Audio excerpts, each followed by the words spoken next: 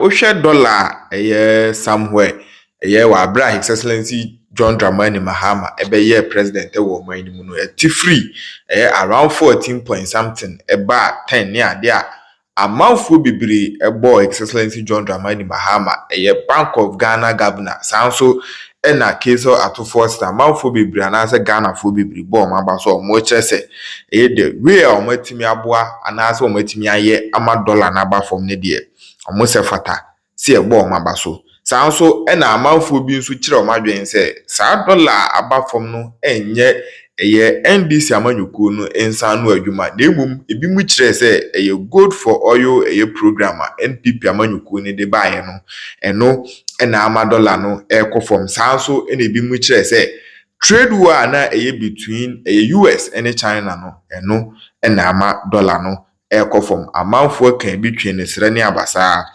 abusia bese from January eba beka enedie yen share dan hu significant improvement and access significant increase in dollar rate na amanfo go so amobo His Excellency John Dramani Mahama abaso demum amanfo bi kire se ohwe ekwan a Bank of Ghana fa so na omoma dollar na ekofom na amanfo bi kire se enye sustainable because Osha from January eba beka eniya ska wodo a Bank of Ghana ede ahye Forex mu no abusia enye sika ketua omudi shemu a be se 1 month na se scanner na dollar no acha ase rise a enya asen ketua just last month na Bank of Ghana ede 1 something billion dollars ekoko shemu a ema sa time na dollar no enenam 12 point something na aka na edu 13 ema dollar no etiba 10 Nanso ye nyina ni tua se after say dollar net ba 10 be say last week adi ba idie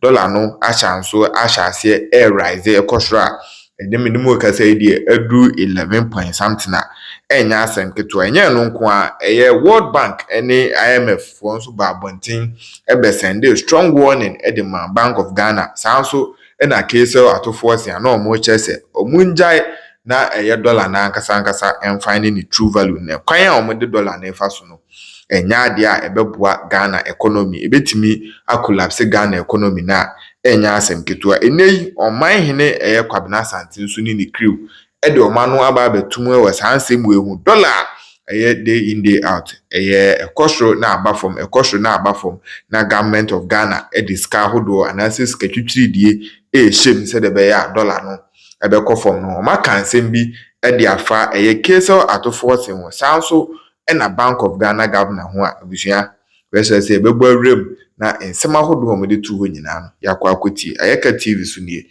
wonya subscribe ya no abomode ano subscribe yenkoti ba de aka nyina no de atom so market dollar na start rising and dollar was 12.55.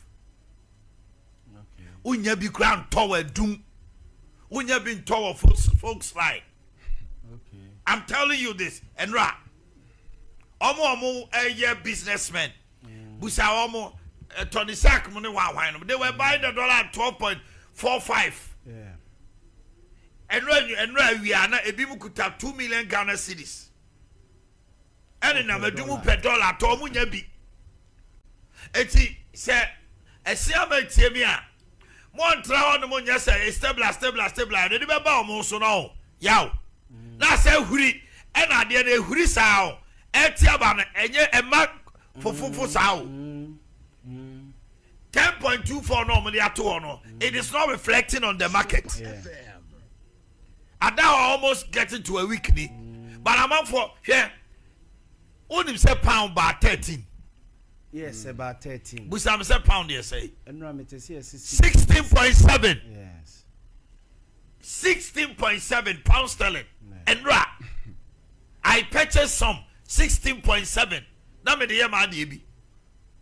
Pound sterling, dollar and 12.55. Oman share ne send you one side you know. You remember also then I'm 13. After na gays amunya ye nyina no na it whittles away. No, oh my. Let's not forget say you read Juno. July, August, 24 be crane man. Oh my. And it's a Bank of Ghana. Daily, yes, somebody 10.2 for at all. 10.2 from that one. Oko bank, I wouldn't be. Oko bank, I wouldn't be. And now I feel Bini Bank and black market. And in the main chance you say, what is black market? In the business and management of Forex. And I know just say, because almost like Goro boys. Because more hard. So what's the government doing? So almost your stakeholders are. They should be well licensed. Tio, no almost similar operations, no. Because no. I say I want a hijack system, no. We can accuse them yes, we be near evidence. And I'm supposed that I would do any about so who is manipulating or scheming the system for now? For me, Omojumano, say ministry no, because me say forest no there, mom forest bureaus no there. Omo regulate, omo licensed. Then egu. Ebegu because very few. Omo kwa, omo nya bi ni nya ba black market. Black market is nya baby I recognize. Is Minister of Bank of Ghana no. Omo recognize Venice. That's how card this same time. I know much chichi. And you know why I say no? Why is who is regulating our forest? Is it the Bank of Ghana or the black market? Then I listen the Bank of Ghana. You never know me. So and then somebody will never to say super then there should be reconciliation. Say Senate here over Senate Benyan. Very good. And yes, I and not your moyeno. And I want to say something. Unfortunately, it is also the price mechanism. All Bank of Ghana governor can say Senate here or say Sanekwa. As I say, me pay $2,000 a year. Me near prayer emergency. Me buy no. Who see who rate ni? Who see Bank of Ghana? See also Bank of Ghana nekoto. Me because of that no catch you say any sound here there. Bank of Ghana. Uko bank one ma. Even now, unim say Bank of Ghana regulation aba. Untumi for more than $5,000 into account to. Every month, so between the account to account to USD just $5,000. Now they want to go to. And now they got to untumi every month be the threshold is $5,000. $200,000 just say teams for over 20 over 20 months and sign out this kind of tour. A policy say $1 no one because people are mopping it and putting them in their accounts. Ebasana na a creating artificial shortage, which is not. For me, it's a good idea. Utu kwaya Ghana hanomo. Sika would you take it to be acquire $5,000 in a bank and beat me the amount.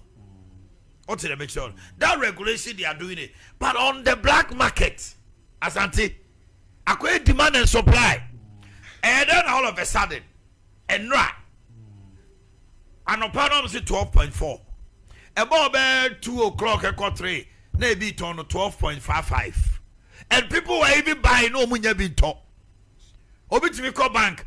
No bank ni kwa negotiation I know nya be 10,000 bi no or the bar na or not the price atoso your price mechanism enti dey make o camera and say Bank of Ghana mo mani mbra ni omo ye no a e ma ne ma ni gira ye no se sika no bi no omo sa meja aguma o meja agum on sa ma pani jo mama be catch say dollar na ho dey 10 and 12 she say I drew 12.5 so my mama ni ambre na say gold bond sika no ma me hwe bi angumu a na on my wo bo say dollar ni wura 14 ni ade a drop afọ no beba me no no isi no and the forex problem na ho sisi ya no mum ade no me problem is mo so mo say mo discount go banks among for some call banks in sika nso any banks any ho omo allege say banks for any place sika no bre black market if this is true bank manager want to there all right asante ma me call ya ho ya ahonda me the forex ni ne ho ahwan ahonda beginning no ne ebuza say ede na na esi ede na na aban aye ede na omodi atoto akwam aye hu this changes say cedi ni nya hode na dollar na tete ba from economy so se wan financial experts ekika yeti bomu saa nipa no okasa na hwe ne experts na ehye no na say ye chini experts ya wo de fa baabi de ono so kasa ase ogina eye osono so na ekasa no so de fa baabi ene ade ma ye wu be ye na manyosam a ade a me kai power sa forex ne ne amane ma hu mampani akufo ado peso emre o ka kire se sika empedede l'argent l'homme le pro was starting or cancer asem ne to one aja no pele bru boa pa ma afa duru ba bi no un say dollar ne pege ne start say etitiba from akota abiri bia ye best start ye de dollar ene dollar bu ena cedi no say bi ne ho ena dollar pega ne hwan no automatically niam bi bia asesa e okure mu entabno say ye start ye ena dollar ne so tie o ena dollar ne ye say yo na wana adi ba bi akika koi edu ba bi ne say sa start say etiti aba from a ne ye bekwa akoka ne say na sa ko create another panic e the aba system no mu akota say start say etiti ba from no e the panic bi buy obi o dollar dada mu na afei asa ne ho yira no me kodema kwa akosesa ena all of a sudden yesi ade no esa so epege bio enti de ono so wo kakra da honom no asa me kwa akosesa asa me kwa me nkosesa asa me ohu de oye ne ho sesi enti ye besere ya manyofo no so omo de omo MPP ni omo NDC system no womo nye omo fa ma dollar no so cedi ne dollar no so because ekoba say ya konta ye ordinary Ghanaians no ene e ba be suffer o omo politicians dey say ja womo tutu kwan ni ade a ohia so okoba ngi na bank obi esi safe o se wan na esi na chi wono no omu tu ni say yawe government appointee be na udwa no officer oni safe esi na chi obi ani safe na ho sa ne bank ketwa no omo bank ketwa e bia o tu kwan ya so omo a service passport ti omo nye bisa eti obu okwa otuma na yire de document and then the bag share na airport airport yes safe so no about quick dollar no mu tu ni say mo obo so mkuta oyi mako bi abe for $40,000 o tu ni say no dia mo no atum so ade gala yi ba from ye ne ba na wo ko ka se o ma jodifo kuma nkosoro munya abotre na dala no dia entra chances no the Bank of Ghana was working and near corporate and make a 7 as 8 and for can say we na dala no bufu ye but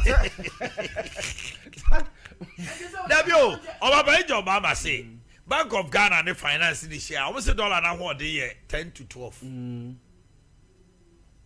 any akota ni projection na no gina mu anti anu na ojam na me say omo hwe ye 10.55 na ekor dollar no ya ekwa emoye ni o ba akota no afa na omo so omo hu se sa ade na omo ye ne emwa wo mo because omo so no omo revenue se so tete ye te se ne na dey na me kan se me kokoyi niema o port me kokoyi niema o Kutuka International Airport na say na dollar ni 15 cedis na me 15 cedis dia ba ban na dollar no atia ba 10 cedis na me 10 cedis e de ama ban I'm short of 5 cedis mo aban usika na so tie nti na de koye politics say na dollar no so te e no hu say e affecting the revenue onya e de ball mine ho bra and strategically obetutu mu say dollar no will be right now the government is also gaining mo it is o de begira 12 cedis the export to so gaining that's it so the begira 12 cedis now instead of 5 cedis no akonta olusu 3 cedis so we gaining na so ntesa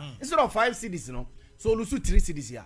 He's good to go. But they should realign and do some adjustment because, they say I only be a almost $16 no. Baby, a year ton.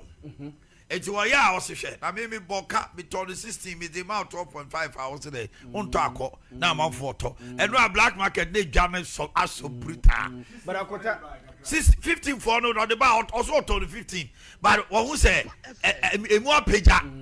About 10 no move. It's about 12.5. I say at least. Or you lose 250 pesos instead of so lose 5. So now they are bringing it out.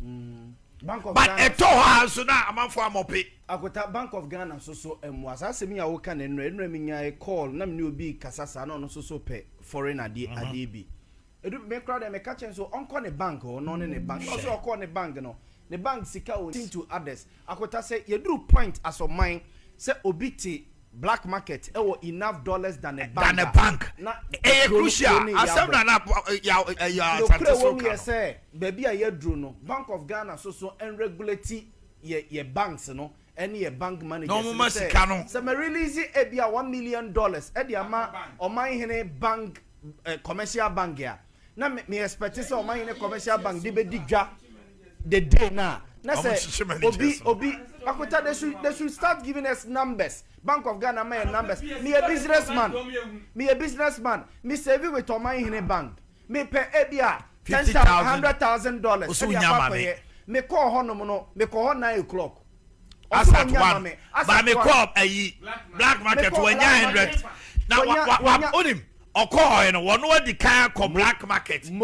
Black market in a cop or my any bank and I got 100,000 from any Ato to so on it. It's mostly no manager. The baby no when you do so poor. Betrayal of the trust of the people is the reason why anybody would speak up against this. That's all. For me, I don't think there is any sin graver than betrayal of trust. The situation we find ourselves is simply a clueless, everlasting, incompetent bunch of arrogant braggarts who, Felix, I beg you. You called us criminal and all manner of things. I didn't speak, I beg you. You spoke for 15 minutes. Don't interrupt. I haven't said anything. No. You are interjecting me. Don't do that. You spoke for 15 minutes. Go ahead. A clueless, everlasting, incompetent bunch of arrogant braggarts who have simply scammed their way into government. That's all. And that is why you see the people speaking. I mean, he's right. This is not the first tax or levy the people of this country are paying. We are already paying, and we keep paying, and they will add more, we'll pay. But the reason why the people will speak up against this is because you came to tell them A, and you are doing B. You betrayed their trust. The fiduciary relationship that the NDC built with the people of this country while they were in opposition, the big talk, the plenty grammar, all the blabbing they did, knowing the gravity of the issues at hand. And they said they have solutions. And they were emphatic. They said, we will solve this without burdening you with additional tax.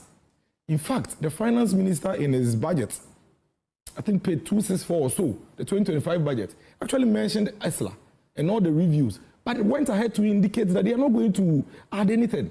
The finance minister is caught on tape at his vetting when he was asked that all these plenty things you are saying your government will do.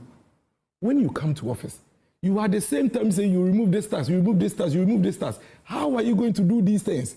He said, in this country, I have studied the economy of this country for a very long time, and I do not need to add new revenue handles to be able to deal with the issues.